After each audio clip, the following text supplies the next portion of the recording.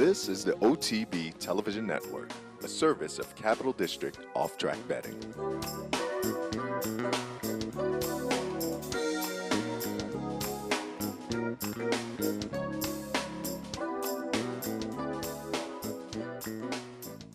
Good morning and welcome to Racing Across America for this Friday morning. We're wrapping up another week, and as we wrap up a week, we'll be looking forward to some stakes action. About 10:30 or so, we're going to be joined by Dave Rodman. He couldn't make it with us for his regular Thursday visit yesterday. I thought we would miss him this week, and then I started paging through the stakes action for the weekend. Nice day down at Laurel. So I got in touch with Dave and said, hey, we'll slot you in on Friday, and we'll talk about some of the stakes. So that's coming up a little later on. Towards the end of the show, Mike Riopel, he's the State House columnist, Illinois State House columnist for the Daily Herald out in Illinois. Wrote an article the other day looking at Arlington, specifically, the headline of the article, effort to save Arlington horse racing season enters home stretch. It's a story we've covered actually going back some months now, as legislation regarding ADWs up in Illinois is affecting the funding of the racing industry, which in turn is going to affect the race dates coming up in 2014.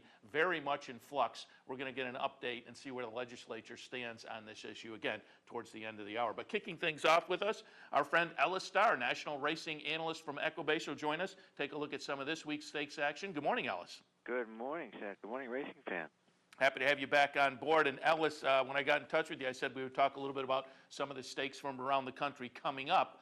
But I know you watch Southern California racing very closely, write about it, and handicap it very often in your Equibase work. So I wanted to go back to what has been a kind of a buzz race this week from folks I've talked to.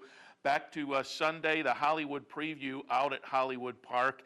And we're going to watch the stretch run here. We've seen it a couple times already this week, but as I say, as a guy who watches Southern California racing, I wanted to get your comments. Number 2, Shared Belief, second career start, moves into the barn of Jerry Hollendorfer, and the career debut was one up at Golden Gate for Gary and Mary West, subsequently sold, moves into the barn of Jerry Hollendorfer, now part owned by Mike Rome. Mike Rome loses Misdirection about a week and a half or so ago at auction, but comes back and gets a very nice 2-year-old. We'll see Shared Belief run away here against what I think is another talented 2-year-old, Kobe's Back, who maybe just needed to race off a long layoff. But your thoughts on Shared Belief last weekend? Yeah, what a week for Jim Rome. I mean, win the Breeders' Cup on Saturday, sell Misdirection.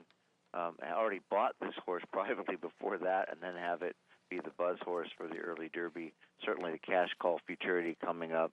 It was impressive, I'll have to say. It was a short field, but I did pick the horse on top. He had the best Equibase speed figure coming into the race, much better than Kobe's Back. Kobe's Back is a good horse, and he was visually impressive in his debut. But racing fans, most racing fans, not all, know that horses that have these kind of issues like Kobe's Back, where a horse breaks slow in his debut and is visually impressive looping the field, normally against winners, they don't run as well, and certainly, unfortunately, that was the case with Tapit Rich in the Breeders' Cup Juvenile, who I got sucked into.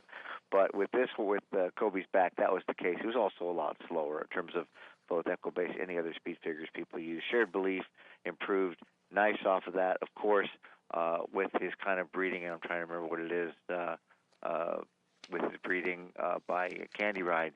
It's going to be no problem getting even up to the mile and a quarter of the Derby if he's still healthy by then. He got a 100 Equibase speed figure, which is pretty great at this time of year. To put it in perspective, the best figures of the year outstrip in the Breeders' Cup Juvenile Turf, Havana in the Champagne, and Bobby's Kitten when he won the Pilgrim. And right up there with those stakes wins, big stakes wins, was this effort by Shared Belief. So going to go on.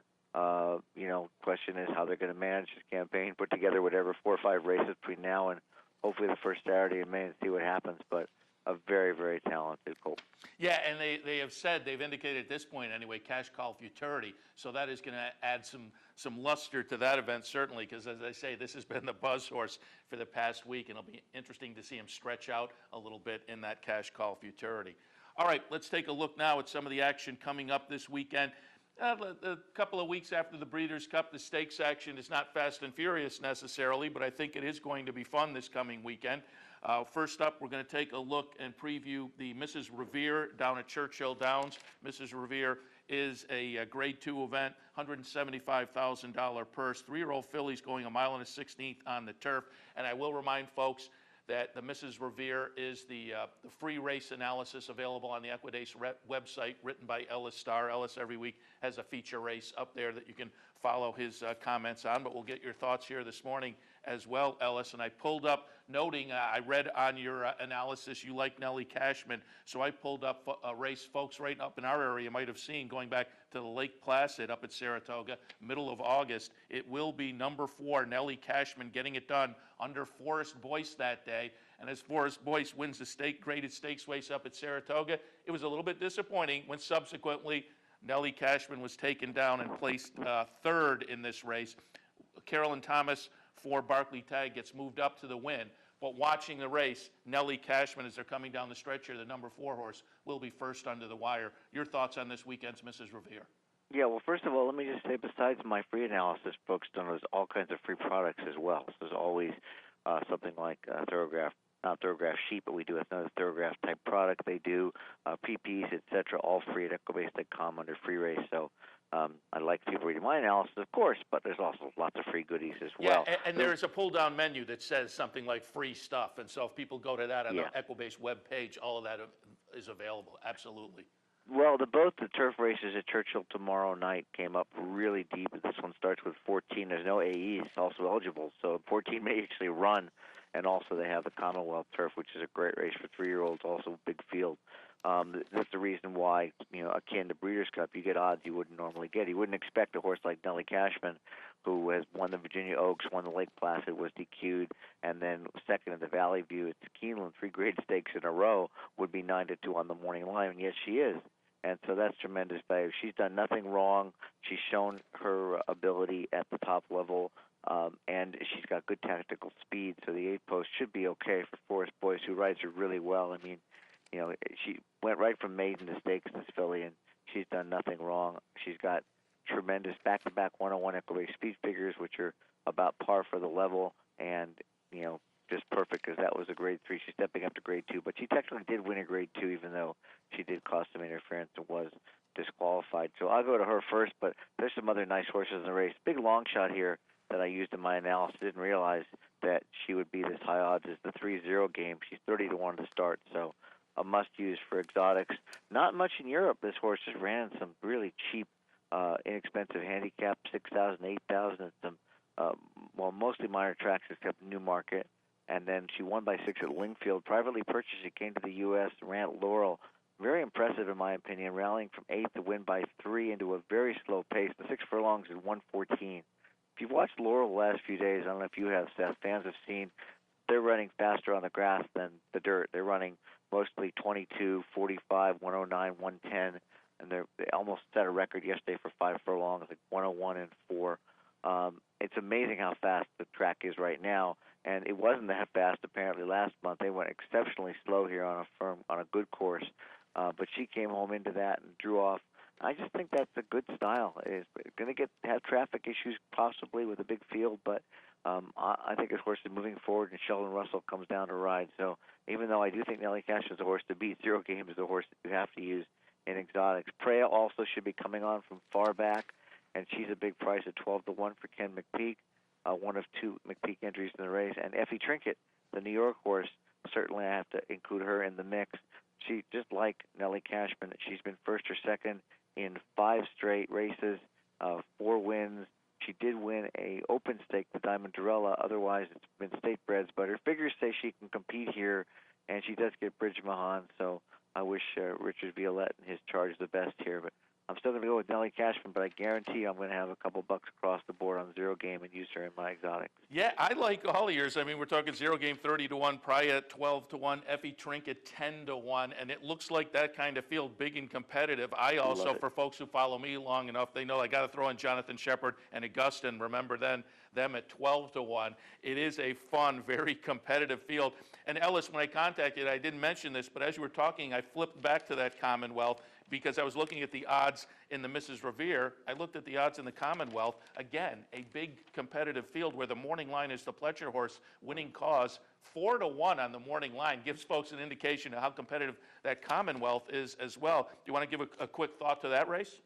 Well, I can't remember exactly. I don't have it in front of me, but I do know that the outside horses, Old Prado Olay and Frack Daddy, both have decent shots and they fit on numbers.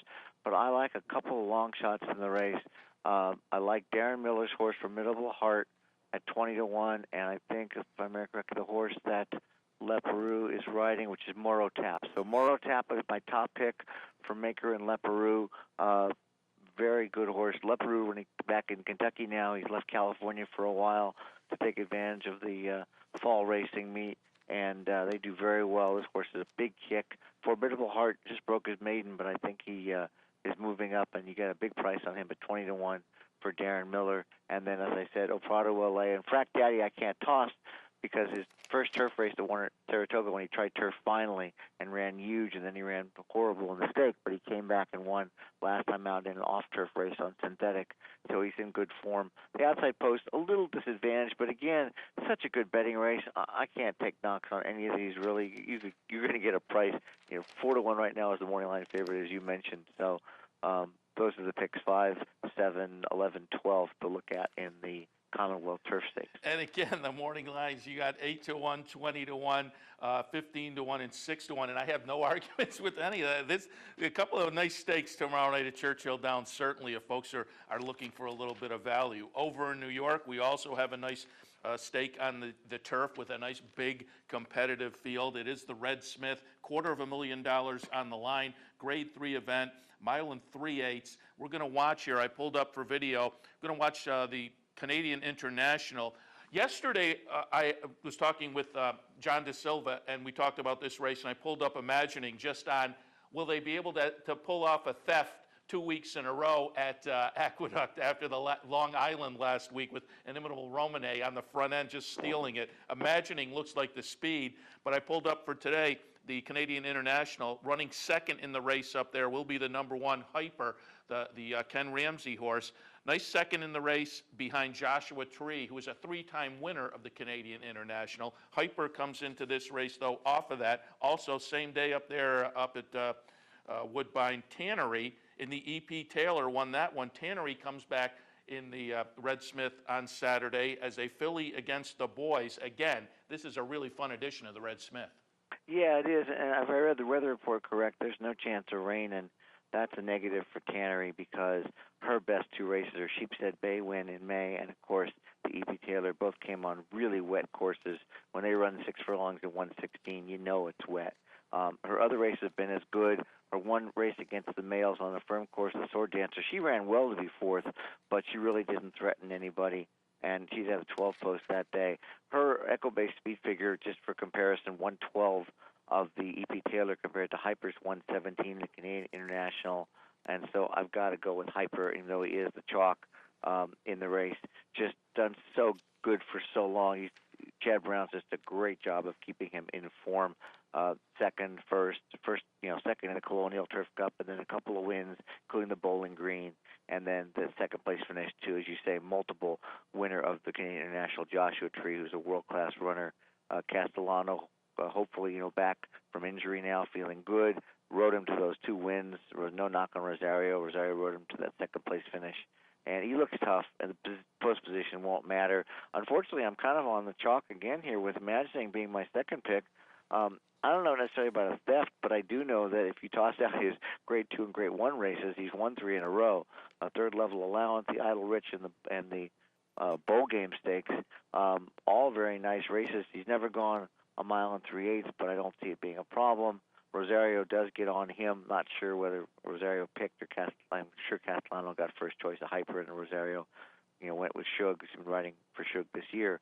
But certainly Rosario did pick Imagining, it seems like, over Tannery, because Rosario rode Tannery to that win and the E.P. Taylor. So I would use those 2. And then I'm also going to throw in one price, not a big price, but the 5 Sky Blazer. Definitely a horse for exactas. 3 seconds this year, no wins. Closed into Imagining last time out. Closed before that, mile 3/16 at Saratoga into slumber. Closed in Jaguar Paw. Don't know if he can get up, but certainly likes to run well. For my this race, of course, I did do a full sheet, but this race isn't one I covered. But I will say the way to bet this race, I think, in terms of betting, because Hyper is going to be 2-1, is to maybe play hyper in exactas, top and bottom with 5 or 6 horses, and then do it twice on top. So like if you bet $1, if $1 is your unit, bet a $2 exacta, hyper with Imagining, maybe Exclusive Strike, maybe the 4 Slip and Drive, Sky Blazer, Tannery, Hangover Kid. So 2, 3, 4, 5, 6, 8 for those that want the numbers, and then back it up as well, then play hyper one more time on top just for the extra value. But it's going to be a great race to watch. Unfortunately, with the logical horses being the favorites, I'm not sure it's a great betting race. Yeah, nice full field. So if you do jump into exactas, I think that'll give you a little value on those exactas. And like you say, go a little stronger maybe with your top pick on top, and then back it up as well. But a large field will keep up the value, I think, of the exactas. All right, now let's shift out to the West Coast, Southern California on Saturday. Hollywood Park, it's the $100,000 Sharp Cat, 2-year-old fillies. They are going 1 1/16. Short field, only 6 in here, and Bob Baffert has a couple of horses that on the morning line are 7-5 and 2-1. Georgia is the 7-5 favorite from Bob Baffert. Comes off a nice maiden victory late September over at Santa Anita, but I certainly don't think this horse is invincible. But how did you see it? Yeah, it should be bet down to 6-5 or so. I really see this as a 2-horse race. Georgia beat a horse named Be Proud, and Be Proud came back to win by 5, but she wired the field, and they both got 2 turns experience. This is not exactly the equivalent of the Hollywood Preview because this is 1 1/16, but these are some nice 2-year-old fillies, and we'll see them next year as they move towards the Oaks. I'm going to go to the outside, though. I like the 6 Saintly Joan. I like it when a horse early in its career shows maturity. You know, most 2-year-olds, in my opinion, really need to be trained to come from off the pace, and they don't usually get it for a few races. When a horse like Saintly Joan shows the kind of maturity, laying in 5th in the early stages, moving by and just staying in front, knowing what the job is for the whole last 1/8 of a mile, being in front by a half length for that stretch run, that's pretty good. She debuted at 1 mile on Del Mar in the synthetic, I guess with her breeding by Northern to Fleet out of El Corredor mare. They figured she would be better at 2 turns. She did nothing that day. She broke slow. She ran yucky around the track, but a whole different horse a month and a half later last month. And the 87 Equibase Speed Figure Sheeran was identical to George's. So if they ran as fast, one as the other, and if they both move forward at the same rate, either one could win, but you're going to get much better value on this horse because she's been a low percentage barn, John O'Hara, and she was 9-1 in that debut. So I'd use them both, Saintly Joan and Georgia, on any early pick 3, 4, 5 tickets played, but I think Saintly Joan is definitely worth betting here and has a legitimate chance to post the upset in the Sharp Cat. I wish it was a bigger field, like 8 or 10, because then you'd probably get 8 or 9-1 on her. As it is, you'll probably get 9-2 or something. Yeah, I agree. As I say, I don't think Georgia is invincible by any means, but the Bob Baffert name is going to attract a lot of attention. And St. Joan, I agree. Saintly Joan looks interesting off of that second start. Improved with the move to dirt, improved with a little education under the belt. Can certainly be primed to move forward again tomorrow. All right, Ellis, we certainly appreciate the visit this week, as always. Looking forward to some of the Saturday stakes action. Again, you can find Ellis's free analysis on Equibase each and every week for the feature race, as well as Ellis said, a lot of other free swag there, so to speak, with past performances and whatnot for those feature races. Ellis also does handicapping each and every day for the Equibase website also. Ellis, we appreciate the visit this morning. Good luck this weekend. We'll talk to you down the road. You're very welcome. Good luck to everybody. Thanks a lot. Ellis Starr, National Racing Analyst from Equibase. We'll take our next break. When we come back, some news and notes. A little later on, Dave Rodman from Laurel Park. Big stakes day for them tomorrow. And then, as I said, about the bottom of the hour, Mike Riopel, Illinois State House writer for the Daily Herald, a newspaper in Illinois. Just going to talk about their situation out there where the 2014 racing dates are kind of in flux. So we'll get some updates on that. All of that coming up right after this. This is Steve Beck. Join me Tuesday through Saturday here on OTB TV for At the Races, my Sirius XM daily news magazine of the thoroughbred industry. Handicapping, interviews, analysis, everything you could want. 6 a.m. OTB TV. The future of online betting is here, and only at the all-new CapitalOTBBet.com. With a newly designed and engineered internet wagering platform, enhanced video streaming, additional funding options, and 3 new individual wagering opportunities, CapitalOTBBet.com delivers a state-of-the-art wagering experience found nowhere else in horse racing. Combine that with our all-new mobile website. You have 2 of the most powerful, innovative, and advanced wagering platforms available today. CapitalOTBBet.com. Log on today. Hey, race fans, head down to the all-new Clubhouse Racebook and get in the game. With live horse racing on more than 250 flat-screen TVs, state-of-the-art wagering terminals, fantastic food and drinks, an amazing Vegas-style atmosphere with seating for nearly 900 of your closest friends. Conveniently located at 711 Central Avenue, right off Exit 5 of I-90 in Albany, the Clubhouse Racebook is the better choice. I'm Anthony Mormino. Join me weekdays at 9 for the Handicappers Report. We'll handicap the top tracks across the country and help you prepare for the day in racing. That's the Handicappers Report, weekdays at 9, only on the OTB TV network. Good morning and welcome back to Racing Across America on this Friday morning. We moved up Dave Rodman a little bit. Dave Rodman from Laurel Park. Dave, good morning. You got a big day of stakes action tomorrow. Yeah, we've had some really nice stakes action on Saturdays here. People should pay attention to $100,000 Smart Halo in the 6th. We got the Days Friend, another $100,000 Sprint in the 7th, and the James Lewis $100,000 in the 8th, and just overall and earlier in the card too. Got the 8 to Fast to Catch, trying to come off that Maryland Million win and win another one here at Laurel Park in the Jennings.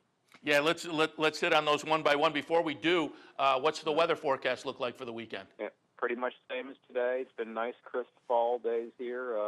It was a little chilly earlier this week, actually cold, but warming up again. I think it's going to be in the 50s. Just real nice, typical fall day. Absolutely. I put up on the Equidaily website this morning. I was watching Finger Lakes on Tuesday, and about the I think it was the 8th race.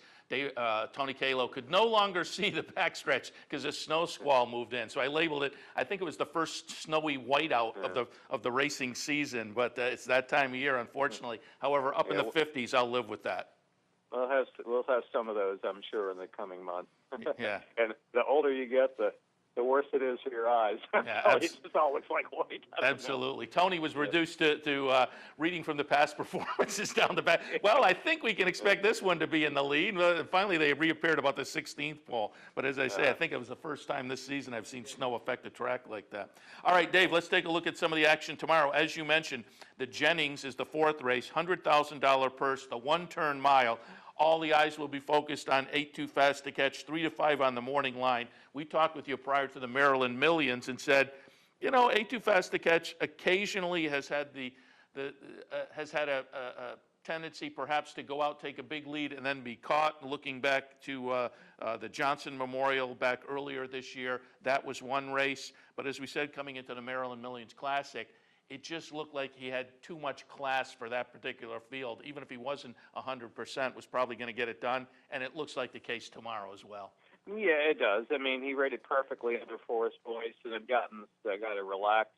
But, there's always in the back of your mind, he's thrown in those races where he doesn't want to settle down or whatever. You wonder what's going to go wrong out of the gate. But, he's got the class of the field, 11 wins at Laurel out of 13 life, and he's won at all kinds of distances here.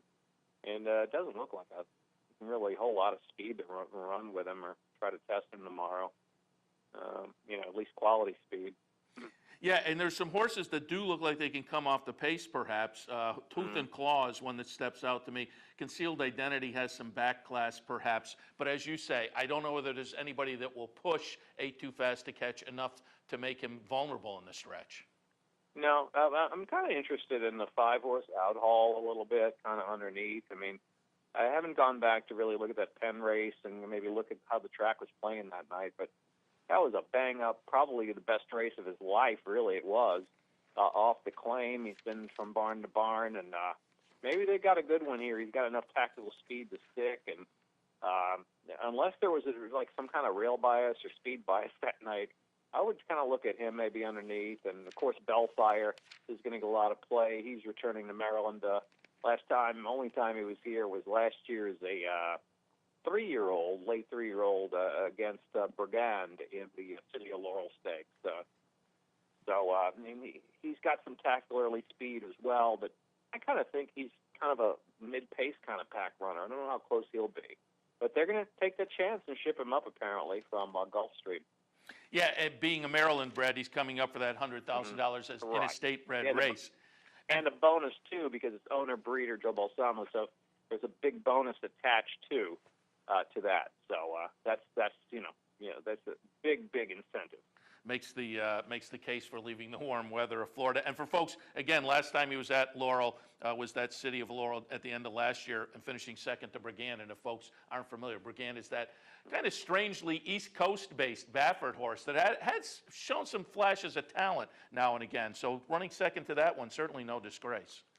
Yeah, I mean, he was a little closer there last year than, well, last year looked like he had a little more speed, but lately in Florida he's been coming from off the pace on the turf. I mean, he probably is a danger here, but I mean, I'm kind of interested in this former claimer underneath out all the 5. All right, let's shift our attention now to race number 6 tomorrow. This is Smart Halo, a $100,000 purse for 2-year-old fillies. They'll be going 6 furlongs, and to preview this race, I pulled up the Belmont Park October 8th second race. We're going to watch the career debut of number 5, Coca-Cola. Javier Castellano on board. Todd Pletcher trains. Coca-Cola comes back tomorrow in the Smart Halo. Your thoughts?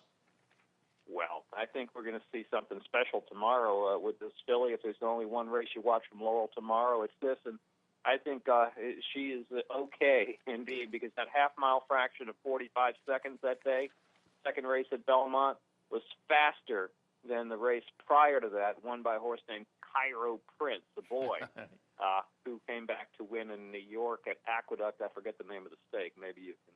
I think it was the Nashua. Yeah, well, that's right, the Nashua. But so I think this filly is, I think she's gone. And with a good break and barring any unforeseen stumbles or whatnot, I mean, she's the key to maybe to pick everything.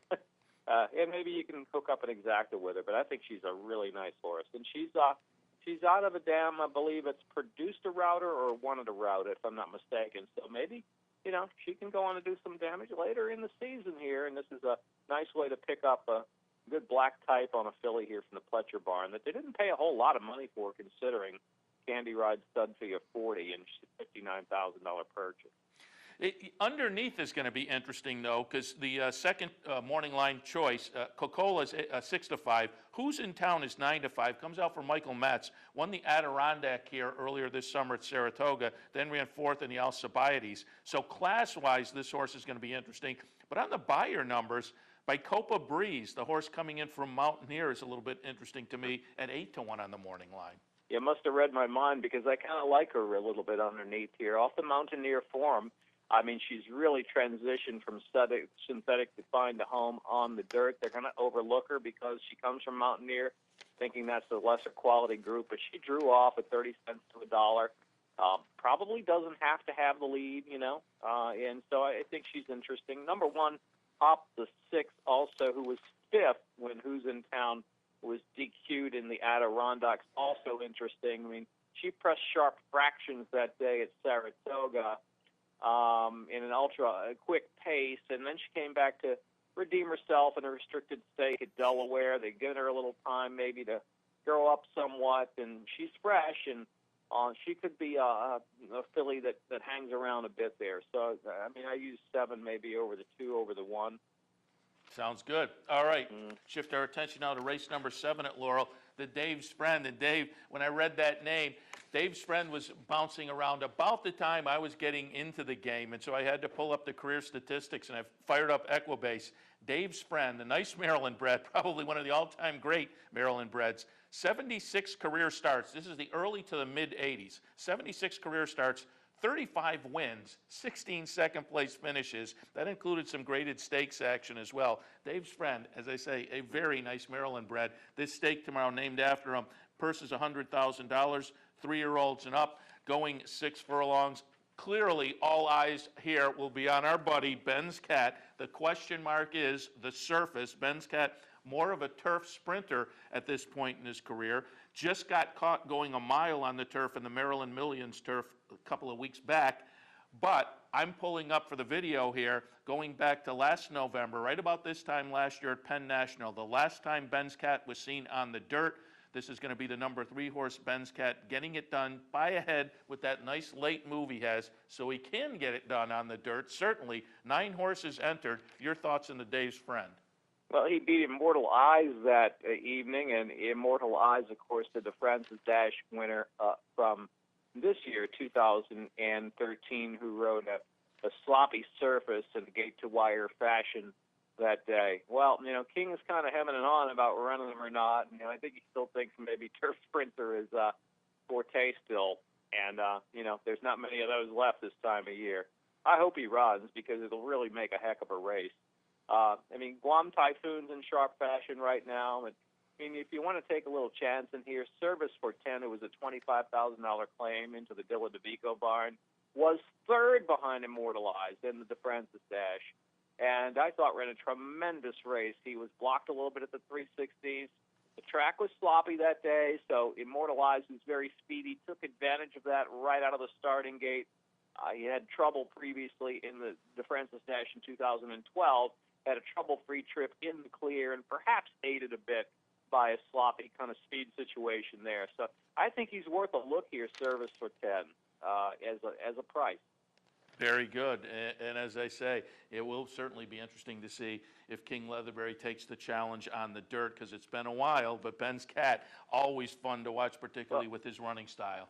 Yeah, when he ran in the Maryland Million, remember, he was either going to run in the Maryland Million Sprint or run in the Maryland Million Turf going long a mile, which is kind of questionable about his range, and he got beat by Roadhog. But Roadhog, came back to run, second last week in a turf stake here in a real thrilling photo finish, and he hesitated, probably could have won that stake. He had a little bit of trouble. I believe it was early in the race heading to the backstretch.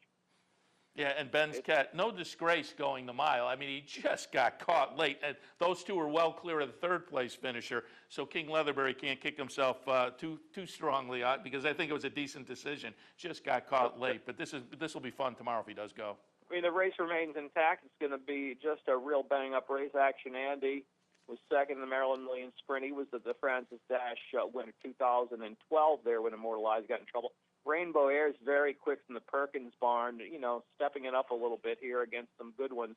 And Guam Typhoon from the Jamie Ness barn, his pace terror when everything goes his way. I guess it doesn't really matter, right? He's won 14 out of 27 lifetime. He likes to win. Yeah, absolutely. And it is going to be all systems go. The gas pedal we push certainly with Guam Typhoon. All right, finally, tomorrow, 4th stakes on the card, $100,000 purse, James Lewis. It is 2-year-olds. Looks like a fun race in here. We have a full field of 12. Corfu comes in for Todd Pletcher and will certainly take plenty of action, although only 5-2 on the morning line. But your thoughts in the 2-year-old stake tomorrow? Wow, this race is a good one. I like the Pletchers 1-2 in here, Corfu, and then Aaron's Orient is moving into Pletcher's barn for owner Gary Barber. You remember his maiden score at Saratoga. Corfu had to work hard at 1-2, down inside the whole way, and I thought that was a bang-up race because he's pressed inside, which I don't think was the best part of the track that day.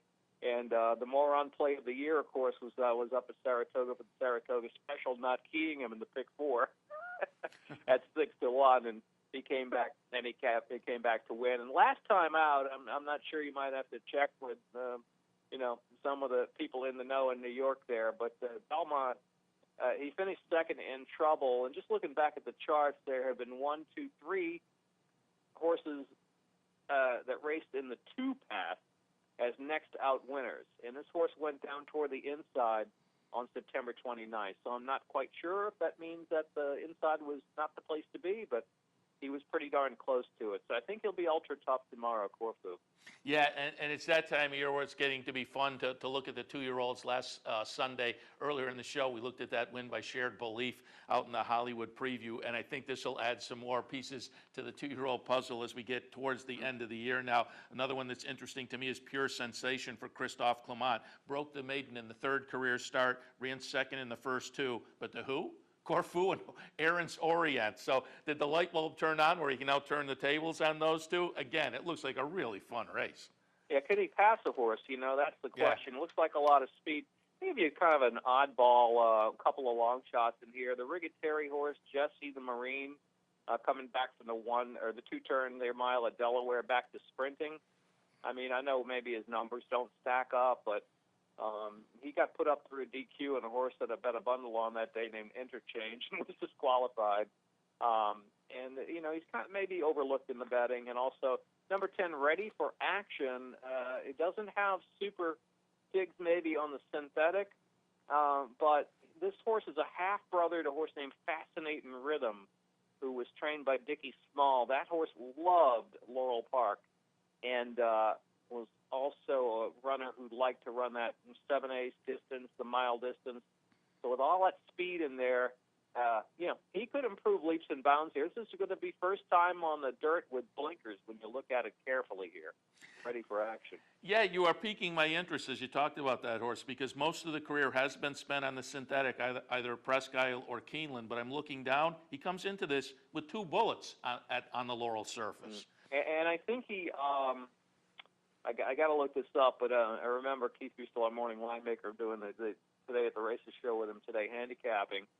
Mentioned, he said, who's ready for action? Because there was a horse that won here, I believe, last week, and that horse either equaled or was the second best work behind Ready for Action, and he was a teddy bear. That's the one thing I forgot to look up today. But anyway, he's an interesting price horse. So there was a horse that was behind one of those bullet works that came back and won. Yeah, right off the bat, I can't remember, but Okay. I remember him asking me. I said, I think it's a Dale Capilano horse, and here he winds up in the entry. So it's kind of an interesting horse, just on pedigree, really, alone, because the half-brother to a horse that liked Laurel. I think that kind of counts for something. All right. I like the angle, though, certainly. And as you say, the breeding of a horse that likes Laurel, this one now having shown some affinity in the mornings anyway, Ready for Action 20-1 on the morning line. And I'm looking at the rest of the field and the numbers. I think that price will probably hold up. So, yeah, Well, certainly the Pletcher runners and the Clement runners are going to really attract the play here, the bulk of the play. Yeah, no question about it. All right, Dave, we certainly appreciate it. It looks like a very nice card tomorrow for early November down at Laurel. We certainly wish you guys the best of luck. We'll catch up with you next week. Okay, Seth. Talk to you then. Thanks a lot. Dave Rodman from Laurel Park. When we come back, we'll have a little news and notes segment, and then towards the end of the show, again, going to be joined by Mike Riopel from the Daily Herald up there in Illinois, get an update on their racing date situation. All of that right after this. Fascinated by the world of horse racing? Interested in honing your handicapping skills? Class is in session. Night school, Monday nights. Easy to access online. It's free, interactive, and informative for the casual and serious race fan. Horse Player Now Buzz. Live horses to watch emailed to you daily. Our eyes, your prize. Night School in the Buzz. Visit horseplayernow.com for details. Each morning on the OTB TV network, you get the very best in horse racing programming. Weekdays begin with the Handicappers Report, where professional handicappers share their selections and analysis of the day's racing. Followed by Racing Across America, a daily conversation with racing personalities from around the country. Saturdays include Down the Stretch, where Mark Casano speaks with the biggest names in racing. And Sunday mornings, it's Loose on the Lead, where Steve Bick and I offer news and a unique lineup of weekly guests. All here on the OTB TV network. The Capital OTB Handicapping Challenge Series is back. That's right, the 2013 Capital OTB Handicapping Challenge Series is back, and it's your chance to win thousands in cash and prizes and a seat at the 2014 National Handicapping Championship in Las Vegas. This month, the Capital Cup on December 7th. So sign up today online at capitalotb.com or stop in at the Clubhouse Racebook. And don't forget our Showviver series, Capital OTB's online handicapping contest. Welcome back to Racing Across America as we wrap up this week on this Friday morning. Thanks for joining us. Just to go over some news. A few days ago on the NTRA website, they put out a press release news story headlined, Movement to Adopt Uniform Rules Continues to Gain Support. That's talking about the states that have now kind of signed on to agree with that agreement that was pulled together by the Mid-Atlantic region racetracks for the medication reforms. They have rules essentially in place now for Delaware, Maryland, Massachusetts, New Jersey, New York, Pennsylvania, Texas, Virginia, and West Virginia. This press release article lists another probably 7 that are considering it. That's good news for the racing industry. That's something we've been striving for a long time, and it certainly looks like we are moving towards that. The Jockey Club earlier this year, I think it was at the round table up in Saratoga. Representatives from the Jockey Club said that if the states didn't get together and come up with a uniform medication plan, they would reach out to the federal government and see if they could step in and essentially force the racing industry to do it. I said at the time, watch out what you wish for. I don't think that would be a good move. And I continue to feel like we're now moving in the right direction. And I hope the Jockey Club moves back, because I've said it at the time. I think there are some states, Colorado, for instance, where racing is held, but it's a minor player in the landscape of racing in America. You don't want to be so rigid in your stance that we're waiting for places like a Colorado or some of these other states with smaller racing venues to jump on board. I think we're moving in the right direction. I think the major racing states are getting on board, maybe happening a little more slowly than folks would want, but it does seem to be going in the right direction. Now, again, that was earlier this week coming out on the NTRA website that things are gaining support. Subsequently, Blood Horse yesterday had an article come out, slow go on Mid-Atlantic reform in Kentucky, so there may be some concern there. And it seems to be from the tenor of this article that it is kind of revolving around clenbuterol in particular, but also the recommended withdrawal rates that are part of this Mid-Atlantic medication reform platform. They're a little too short for horsemen in Kentucky. Much of the debate that was held at a recent meeting earlier this week centered on clenbuterol. Kentucky currently recommends a 72 withdrawal time, 72 hours. The Mid-Atlantic proposal, 14 days. So fairly significant, a 3-day turnaround to a 14-day turnaround. So certainly there is perhaps a little stumbling block there. Also notes in the article, the clenbuterol question is a little bit of a concern for harness horsemen. Probably, within the last month, the harness racing group, the USTA, stepped away from the RMTC medication reform push and subsequently have set up their own medication, essentially research platform, and they're going to move ahead on their own, which I suppose makes sense. There may be an argument to be made that the different breeds deserve some kind of different consideration, but again, that seems to be a stumbling block now in Kentucky as well. We'll have to keep our eyes on that, because as I say, it seems like things are moving forward nicely nationally, that we will get a uniform policy in at least the major states. Kentucky, certainly a major state. We don't want to see them standing on the sidelines, so let's hope that all gets worked out.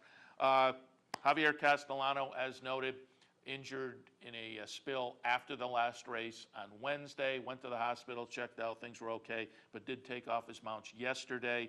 According to what came out late yesterday, he's expected to be on his mounts today, so we'll have to keep our eyes on that as well. But it looks like Javier Castellano, day off, probably a little sore, should be back today riding down in New York. Keeneland sale wrapped up, Keeneland November. We've been following this for the past week and a half or so. This was a 10-day sale, Keeneland November. Groupie Doll was part of that sale. I'm just looking at the numbers as they were posted in the Daily Racing Form covering the sale, which wound up the average price at the sale. The gross was up 38%, incredible. The average up 35%. The median up almost 60%. I mean, these are blockbuster numbers.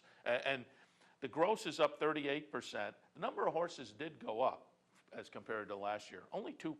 So the number of horses sold goes up 2%, but the gross goes up 38%.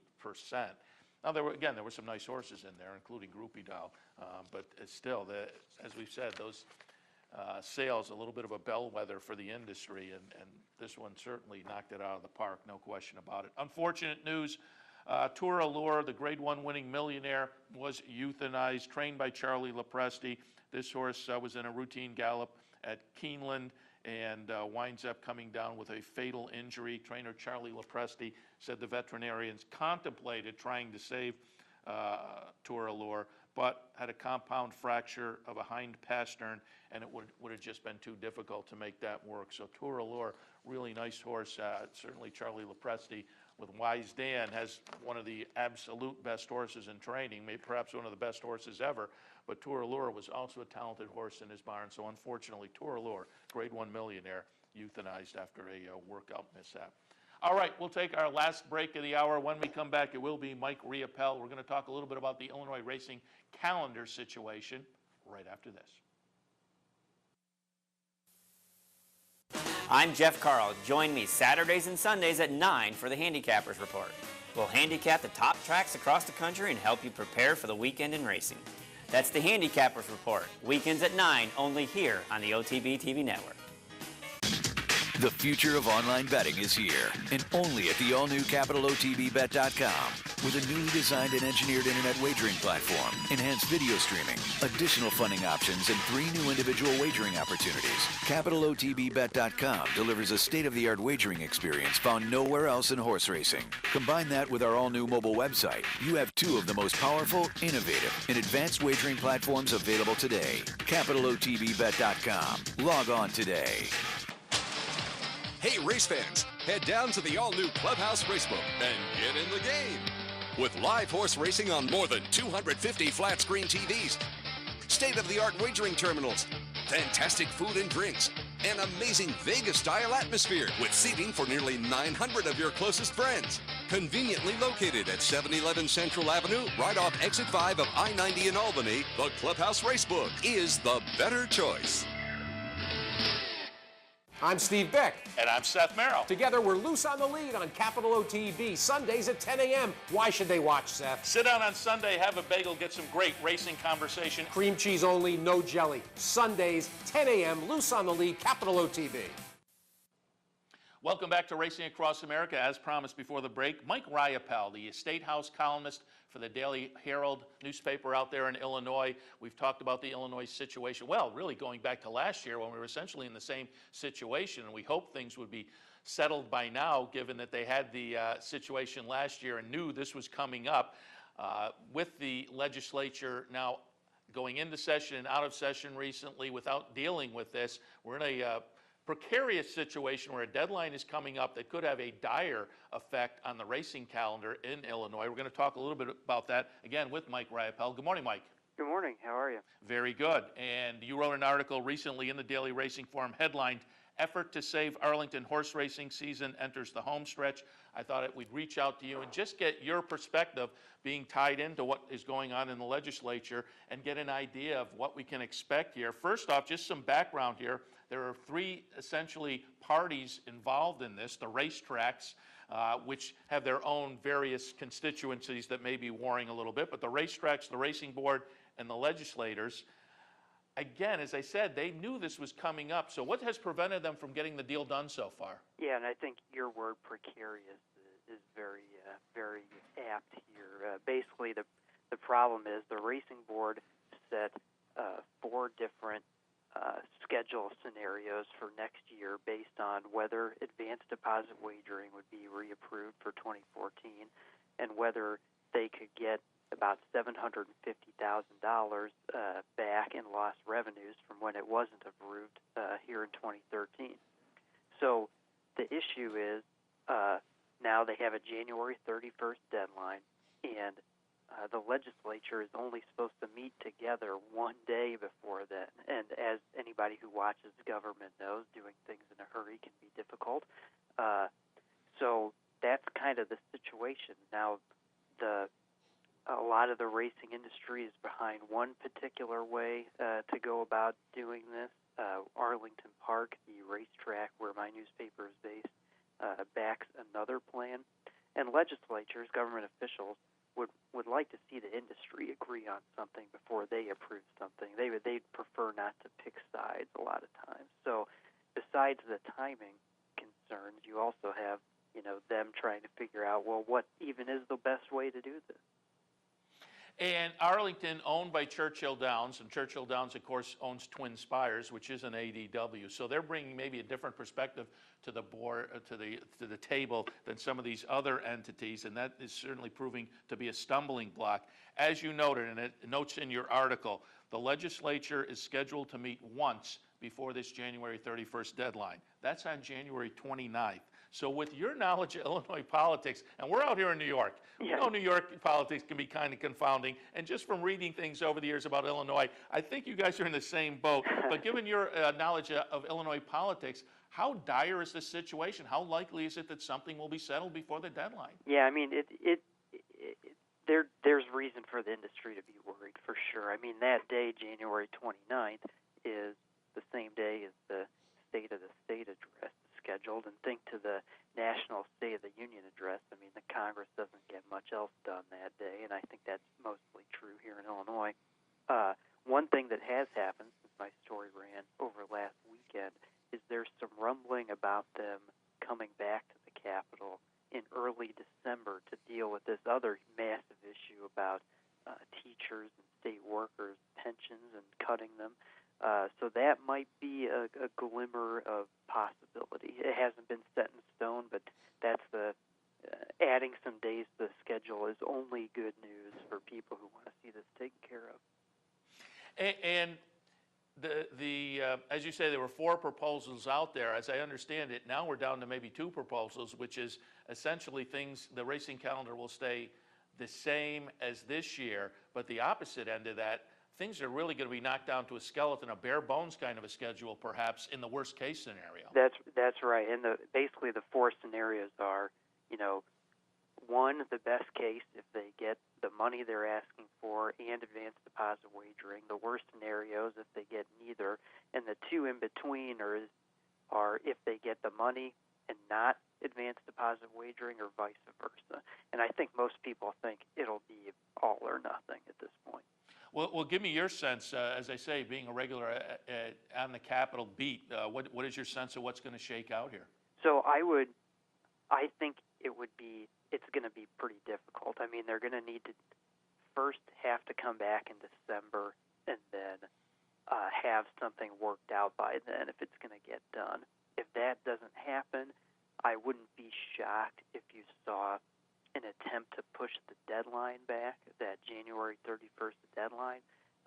The racing board said there's some legal issues with doing that, and, you're getting pretty close to the racing season. People would like to know when the dates are. So, I mean, there are complications with that, too. But I think if they come back in December, you're going to see the industry scrambling to try and get something done then. But that is a possibility that they can move back that January 31st deadline.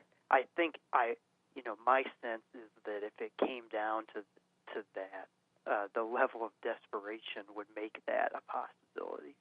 There are certainly complications that come along with it, but I would say never about that. Yeah, as I say, being here in New York, we're used to complications when it comes to sure. things in the legislature. All right, Mike, before we let you go, thanks for the update there. Before we let you go, though, just got to ask, you're a guy plugged into newspaper and the newsroom and whatnot, and when we do telephone interviews like this, we always put up a picture, and we pulled a picture of you off the Daily Herald website. Looks like you're a fairly young guy. So changing the subject just slightly, I'm curious to know, if you go back to stereotypically the newsrooms 30 or 40 years ago, I think most guys were plugged into the horse racing game. They were racing fans and knew about it. You look at the hard drinking, gambling kind of newsrooms you see in old movies. I'm just curious, are you a racing fan?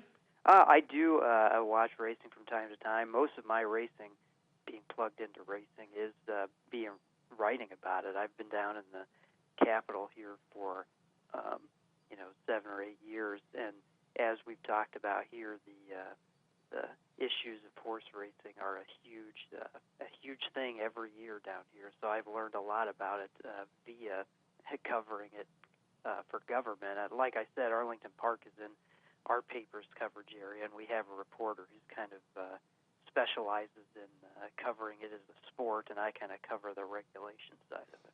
Very good. All right. Well, Mike, again, we certainly appreciated the update. We'll be watching what happens in Illinois, because on the national racing scene, that's one of the circuits that certainly is very important. Hawthorne Derby, Arlington Million, certainly very big on the American racing calendar. So we wish everybody out there the best, and we'll keep up with your work as well in the Daily Herald as you follow this story. Mike, again, thanks for the visit this morning. Thanks for having me on. All right, Mike Riopel from the Daily Herald. That's going to wrap things up for Racing Across America for this Friday morning. It also wraps it up for another week. The Racing Across America is here daily, Monday through Friday, 10 a.m., 10 to 11. Every Monday through Friday, in fact, on the Saturdays and Sundays as well, it's the Handicappers Report at 9 o'clock. We try to give you some thoughts on the racing action for this afternoon. Hopefully, we've done that earlier this morning, Anthony Mormino and Jeff Carl. So certainly good luck at the races this afternoon. Don't forget, great programming continues over the weekend. Handicappers Report, but also down the stretch with Mark Cassano. On Sunday, it's myself and Steve Bick with Luce on the lead. Plenty of great action over the weekend here on the network in the morning and then in the afternoon racing-wise as well. Enjoy the racing this afternoon. Good luck, and we'll catch up with you next time.